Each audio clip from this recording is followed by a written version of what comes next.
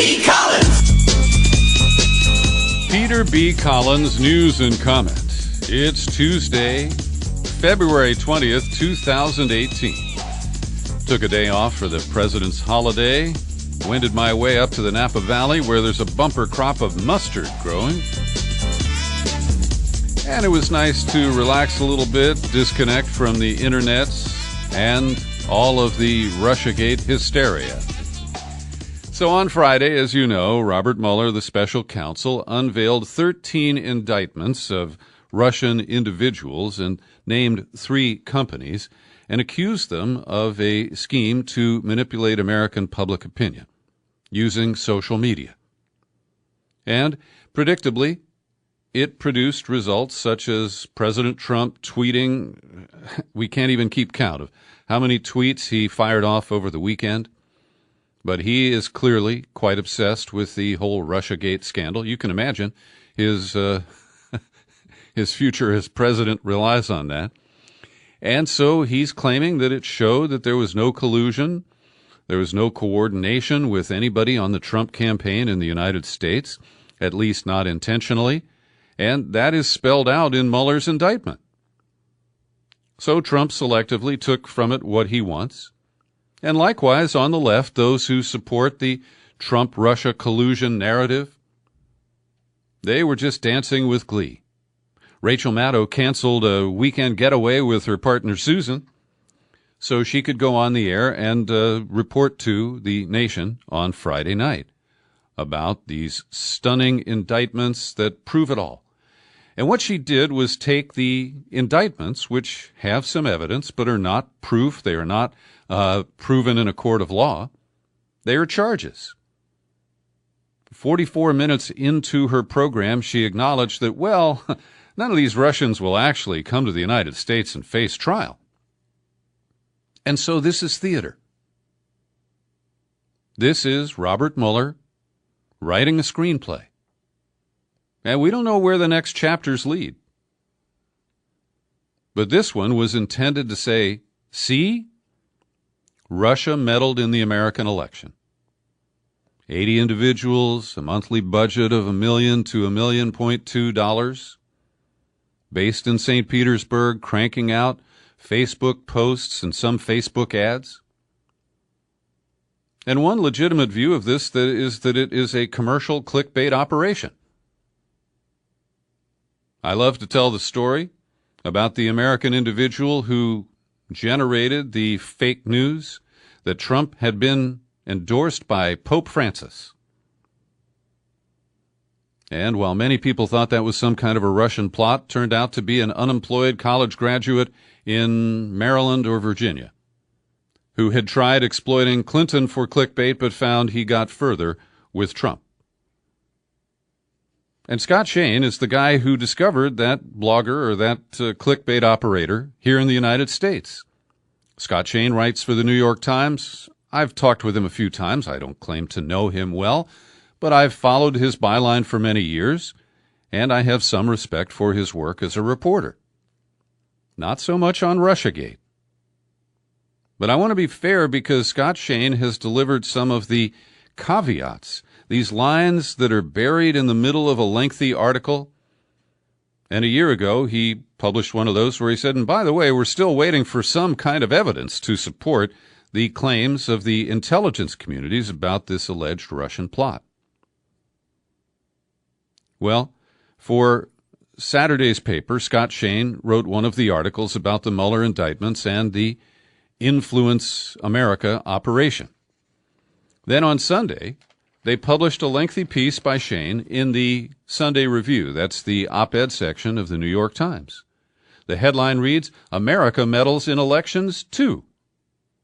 And Scott Shane offered some refreshing and much-needed history and context. And he quotes a Carnegie Mellon scholar who looked at elections between 1946 and 2000 and found that 81 had been interfered in by the U.S. of A. and 36 by the Soviet Union and or Russia. So once again, we're number one, right? Number one election meddler in the world by far. And by cutting it off at 2000, the professor did not include our meddling in Ukraine, in Iraq, in Gaza, in Afghanistan, in Egypt, in Russia, yes, Russia, Haiti, Honduras. And so the record is very clear. But Americans don't acknowledge our own cyber warfare offensive going on every day. We don't acknowledge, or if we do, we chalk it up to American exceptionalism, that it's okay for us to interfere in other people's elections, or even foment coups or kill elected leaders. Because we're always doing the right thing, we're always supporting the right people. And that canard is something we have to come to grips with here. Because the left is so obsessed with the Trump-Russia story that I believe that many people have lost all context and perspective. And then today, Scott Shane, after showing some balance and objectivity in the Sunday paper, by Tuesday he's back at it. How unwitting Americans encountered Russian operatives online. And he tells actual stories of Americans who claim that they were suspicious of Facebook posts, a pastor in Baltimore who couldn't believe that some group from the outside wanted to stage a rally there, and he communicated back and forth with what we now think was a Russian operator in St. Petersburg. Scott Shane reports that Facebook has disclosed that about 130 rallies were promoted by 13 of the Russian Facebook pages. And he notes that it reached 126 million Americans. Those are impressions, right? And that means that some of those impressions were repeated on the same individuals. And as to the turnout for these rallies, later in the article he says a dozen people turned out for an event. This one was near Houston. Now that's a joke. And a dozen people fell for a joke or a ruse. And buried in here comes the honest Scott Shane. The numbers are modest against the background of the entire presidential campaign, but they show that the Russians were able not to just attract Americans to their ersatz groups, but actually manipulate their actions. And so, what does this mean? Well, people struggle to try to understand all this, and as we continue, we'll give you some comments from people who are reacting to this. But there's another thought I want to introduce here, and that is we've now become a nation of bot watchers. And as you may know, I'm kind of allergic to Twitter. I think it's pretty stupid, actually. But people like it, and I offer the First Amendment right of anyone to tweet as much as they want.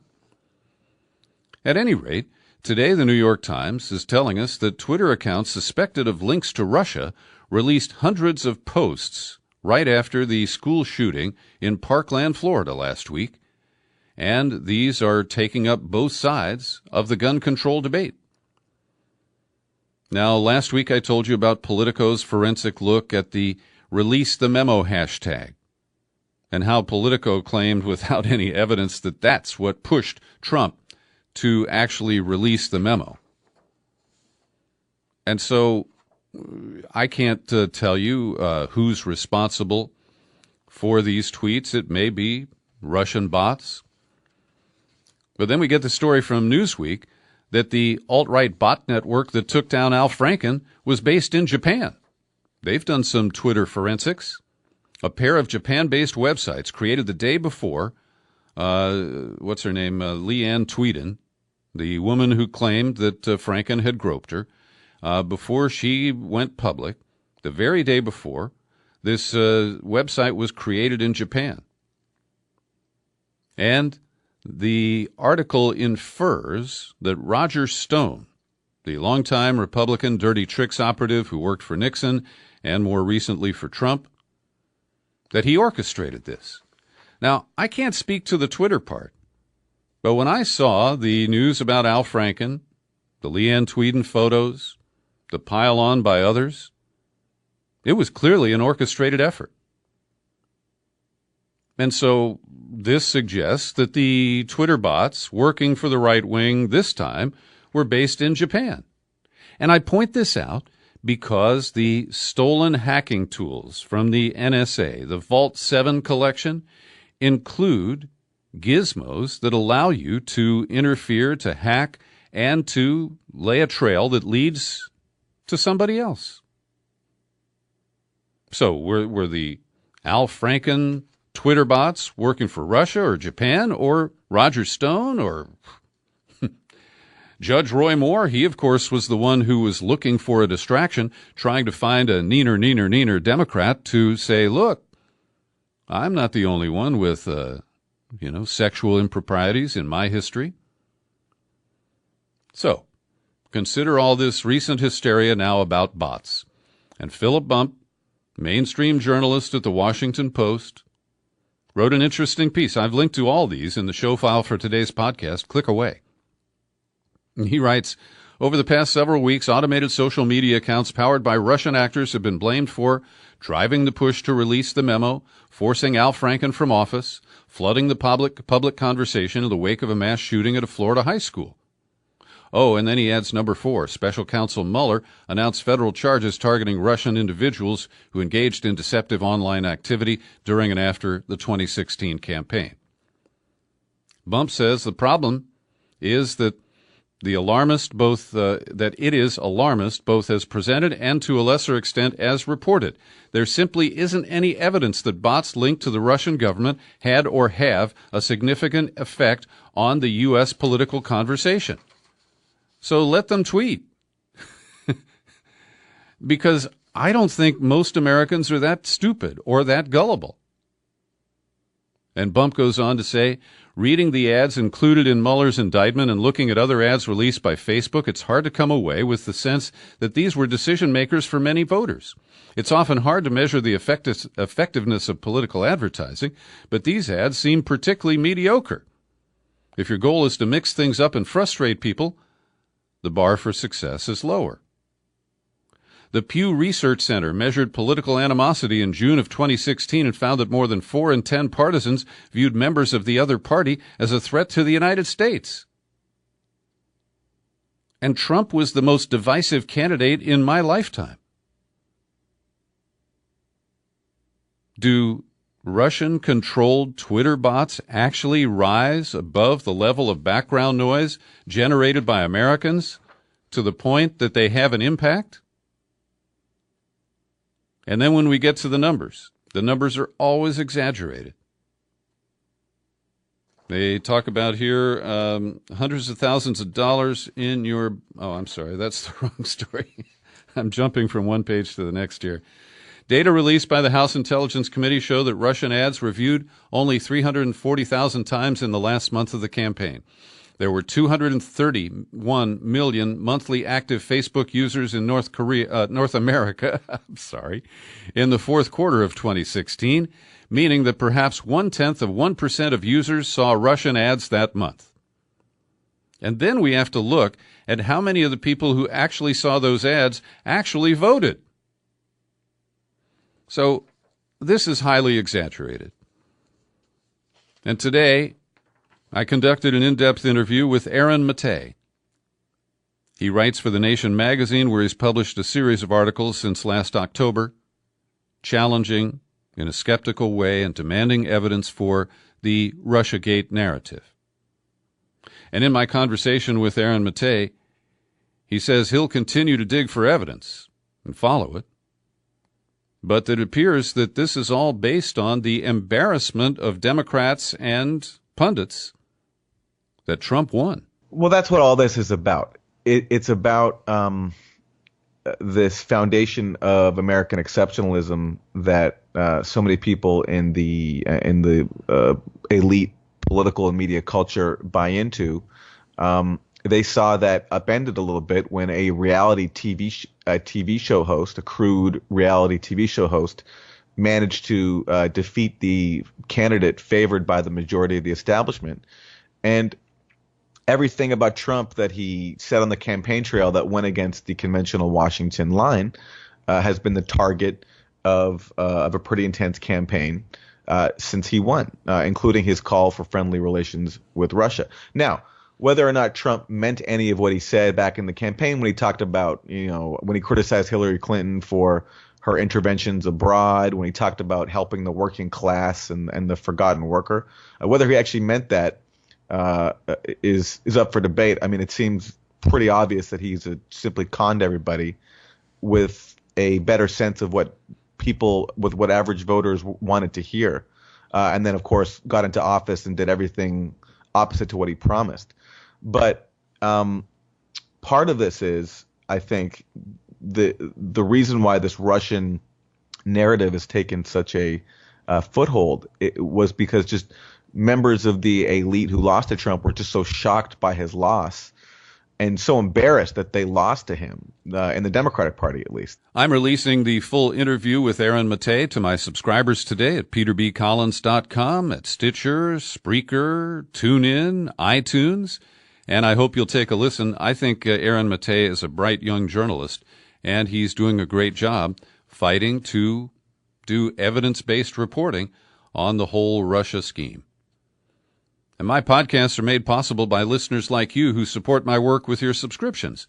People like Casey Condon, Tracy Williams, Bill Goodacre, and Jim McHugh.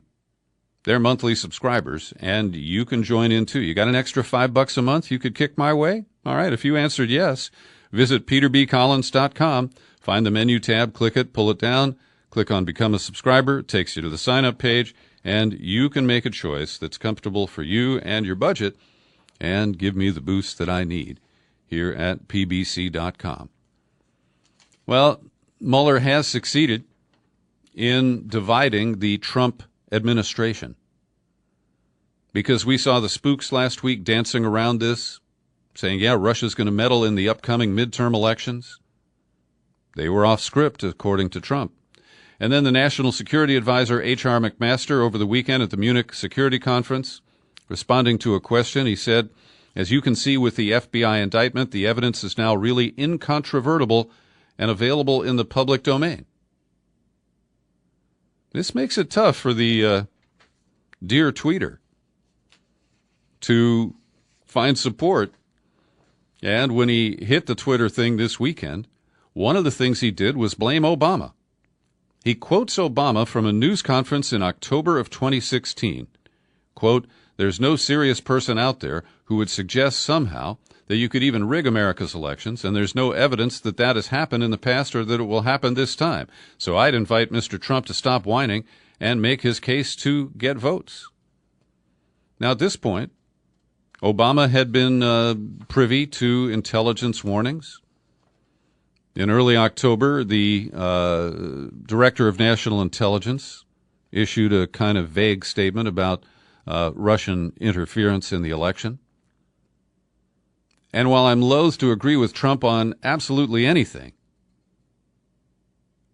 I've been asking for a long time. If Obama truly believed that Russia was meddling in our elections, why didn't he stop it? Why didn't he expose what he knew when he knew it? Why didn't he declassify information that had been made available to him? We know that the Democrats went to the Republican counterparts, and Mitch McConnell said that he would not support disclosure of this. And we're told that Obama kept quiet because he thought it would appear to favor Hillary in the election and that could cause things to go sideways. Was it only a miscalculation? Politically? I don't know. But it bears asking the question. And once again, Trump has stumbled onto something that may provide him with some comfort or at least diversion from the onslaught that he faces. I want to take a moment to praise the students from Parkland High School. I'll be providing deeper coverage of the issues of gun regulation, but I really am just touched by the way they have spoken up, spoken out, challenged Trump, the leadership in Florida over the incredible weak gun laws there. And this could be a moment that I would certainly love to see. where the NRA and the people it owns on Capitol Hill are forced to make some significant change. Going back into the history book, somebody posted this on my Facebook feed. A Guardian article from 2011, March 17th. Quote, the U.S. military is developing software that will let it secretly manipulate social media sites by using fake online personas to influence internet conversations and spread pro-American propaganda. A California corporation was awarded a contract to set up what is described as an online persona management service that will allow one U.S. serviceman or woman to control up to 10 separate identities based all over the world. The contract stipulates that each fake online persona must have a convincing background history and supporting details, and that up to 50 U.S.-based controllers should be able to operate false identities from their workstations, quote, without fear of being discovered by sophisticated adversaries. Interesting commentary at Salon under the byline of Sophia McLennan. She writes, the Russia election investigation is important, but it's not everything. And she's inclined to believe, more than I do, I guess. But she says this is the Benghazi of the left. And the obsession is dangerous. She cites 5 reasons. Russia was not the only factor in the 2016 election. Propaganda is distracting us from any kind of policy issues. And also that it was policy and not propaganda that decided the election. People concerned about jobs and the economy, etc. She warns to beware of a McCarthyism of the left, worries that we will all turn into Alex Jones, and says that fantasizing about Trump's impeachment doesn't help us prepare for what's next. And underneath all of this, my lefty friends expect that impeachment is right around the corner, right? We got all the evidence that's been proven. The case is closed. But where are the Democratic leaders? They are poo-pooing impeachment. They're keeping it off the table. They don't want it to be a part of the 2018 election rhetoric. And I think that could lead to another loss for the Democrats that'll probably be blamed on Russians. Over at Consortium News, my friends Ray McGovern and Bill Binney co-authored a piece warning us that Trump has altered the U.S. Nuclear Posture Review. And the revised edition of this says that we are going to reduce the standard for using nuclear weapons. We're going to have some low-yield nuclear weapons, and that responding to cyber attacks would be a reason to use nuclear weapons, according to the Trump Nuclear Posture Review. And this is pretty scary. They point out that false flag attacks have occurred and that the WikiLeaks release of the cyber tools in Vault 7 showed what I mentioned earlier, that you can fake the origin of a hack, an attack, a document, what have you. And so when they say they know that it was Russia, that's not really true. Unless, of course, they provide some proof. And that so far hasn't happened. Over at The Intercept, Glenn Greenwald, who so far has ducked the meat of the Mueller indictments, and, he may be getting around to that. He wrote a piece published yesterday. A consensus emerges. Russia committed an act of war on par with Pearl Harbor and 9/11. And he asks, are these people really talking about a military response to cyber warfare? And he cites many voices, Democrats and Republicans. And he asks, if Russian election meddling is on par with Pearl Harbor and 9/11, then should the U.S. response be on par with the response to those attacks? That's where the rhetoric is leading us right now. And some of the most vociferous, like Gerald Nadler, the congressman from New York, are on, nominally, the left. David Leonhardt tries to simplify it in his op-ed in the Times today, stating, unproven elements as fact. He says, let's make this simple. 1. Russia attacked the United States in 2016 by disrupting the presidential election. No, I don't agree. Number 2. The origin of the attack is a matter of consensus among American intelligence agencies. That's not proof. Number 3. The current president refuses to acknowledge the attack. And then, in the wake of the mass murder of 17 Americans in Florida, the president claimed the FBI failed to prevent the massacre because it's too occupied with the Russia investigation. So based on that, Leonhardt cites his New York Times buddy, Tom Friedman. This is code red. The biggest threat to the integrity of our democracy today is in the Oval Office. This is the kind of superheated language that is leading a lot of people to the wrong conclusion here. And we could end up with a huge mess that doesn't even lead to impeachment, that just leads to a kind of gridlock that could make us vulnerable.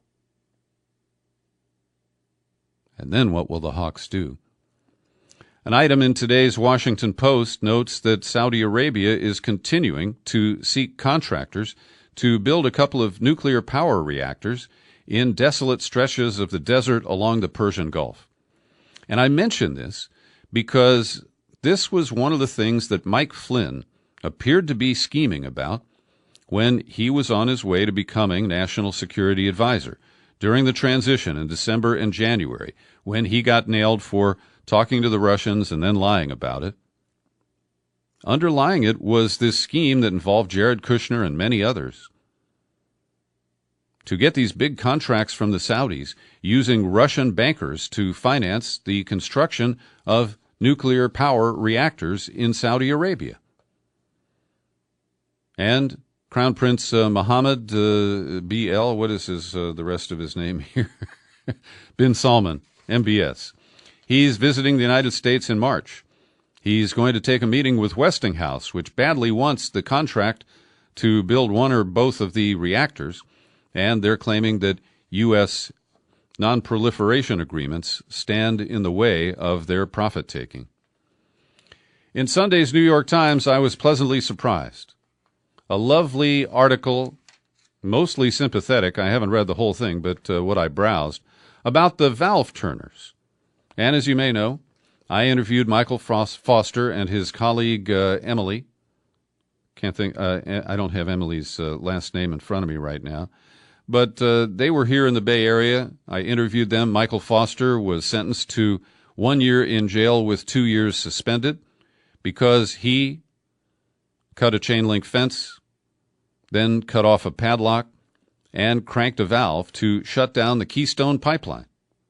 And he did it intentionally because he said he's more afraid of climate change than he is of a stretch in prison. And over in my birth state of Ohio, Dennis Kucinich is running for governor. The former congressman, presidential candidate, the guy with the idea for a Department of Peace. Well, he has staked out a really powerful position. He wants to ban all fracking and oil and gas extraction in the Buckeye State. I fully support this. When I grew up there, we didn't have earthquakes in Ohio. And Kucinich said fresh water and clean water are not negotiable issues. He said he would deploy the Ohio State Highway Patrol to stop and turn away vehicles that carry fracking waste. And under a Kucinich governorship, Ohio would give subsidized health screens to residents living near fracking sites, and the data would be used to file a class action lawsuit against fracking companies similar to how states took big tobacco to court in the 1990s. Right on, Dennis. I hope Ohio voters will rally to his support. Thanks for listening to my daily news and comment podcast all the way to the end here. We post it on YouTube, and you can click subscribe when you're there. Will ya? I'm Peter B. Happy trails to you until we meet again. Happy trails.